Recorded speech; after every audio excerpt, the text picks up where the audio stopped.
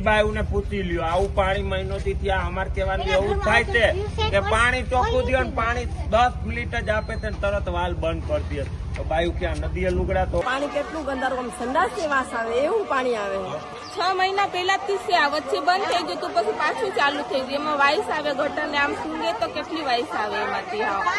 એટલે એક વાત તમને કહું, વેરા ભરે છે બાયુ, બધું કરે છે, ના ભરતા હોય ભૂતિયા ન હોય તો બરોબર છે તો આવું પાણી દે. તમે પાણી તો જો ગટર જેવું છે, કેદું નું આવું ને આવું પાણી ગટર જેવું આવે છે. બાયુ ટીપું મંગવે છે બહારથી, ઓલા ફિલ્ટર પાણી અમે ગરા હુકાઈ જાય છે. એટલે અમારે એવું કહેવાનું થાય કે પાણી ચોખ્ખું દો, અને 15 મિનિટ તો માન પાણી દે છે. બાયુ બિચારી લુગડા ધોવે, ખાવાનું કરે, કેમાં પાણી વાપરે? બહારથી હું મંગાવે ત્યાં રૂપિયા વાળા અમારે જેવા હોય, આ ગરીબ માણસ બિચારા આવાસમાં ક્યારે રહેતા હોય તમે મને કયો? એટલે મારે કહેવાનું એવું છે, ચોખ્ખું પાણી દો અને પાણી ખાસ કરીને વધારે દો એમ કહું છું.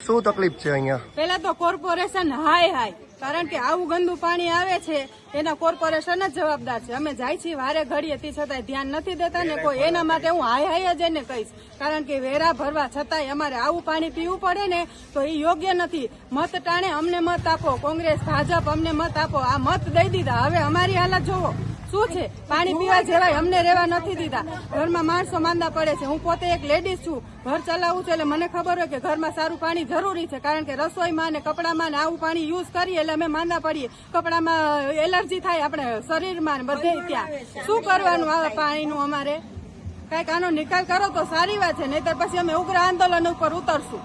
શું નામ તમારું? હું નિધિ જોશી છું.